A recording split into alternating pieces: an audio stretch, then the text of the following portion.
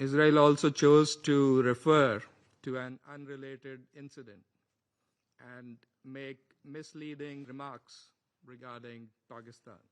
اسرائیل نے ایک غیر متعلقہ واقعے کو پاکستان سے جوڑ کر حقائق سے منافی ریمارکس دیے، جس کا مقصد بین الاقوامی قوانین کی خلاف ورزی اور اپنے غیر قانونی اقدامات کا جواز پیش کرنا تھا۔ اس واقعے پر پاکستان کا موقف واضح ہے۔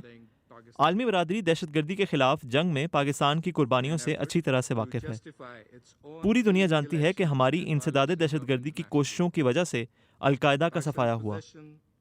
ہم کسی بھی غیر ذمہ دار ریاست کے ایسے بیانات کو قبول نہیں کریں گے جو دہائیوں سے غزہ اور فلسطینی علاقوں میں بدترین ریاستی دہشت گردی کی مجرم ہو، اور جیسے قطر نے کیا، ہم بھی کسی بھی غلط تشبیہ کو مسترد کرتے ہیں۔ And we reject any false analogy. اگر پاکستان سے ہمارے ساتھی بیان دینا چاہتے تھے تو وہ اجلاس کے شروع میں ایسا کر سکتے تھے، لیکن میں آپ کے الفاظ کا ہی حوالہ دینا چاہتا ہوں۔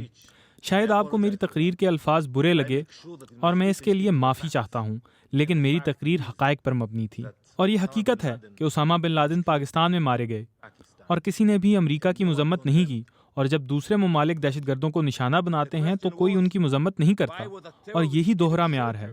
جب آپ کے اسرائیل کے لیے مختلف اور اپنے لیے اور معیار ہیں تو پھر یہ مسئلہ ہے۔